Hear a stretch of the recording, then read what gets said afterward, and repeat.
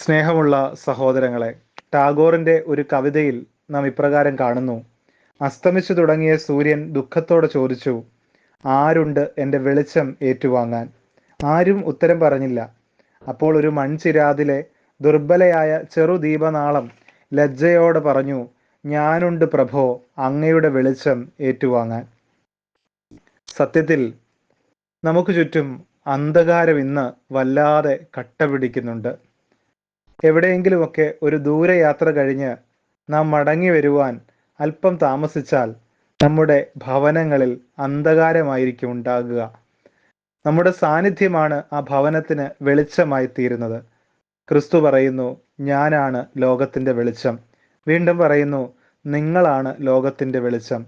ഇരുളിലും മരണനിഴലിലും ഇരിക്കുന്നവർക്ക് വലിയ വെളിച്ചമായി വന്ന ക്രിസ്തുവിൻ്റെ സാന്നിധ്യം ഈ ലോകത്തിൽ നമുക്കും പകരാം.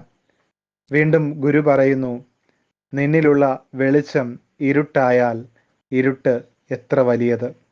വെളിച്ചത്തെ സ്നേഹിക്കുന്നവരായി ക്രിസ്തുവിൻ്റെ പാതയെ പിൻപറ്റുവാൻ ദൈവത്തിൻ്റെ പരിശുദ്ധാത്മാവ് നമ്മെ സഹായിക്കട്ടെ. ശുഭരാത്രി.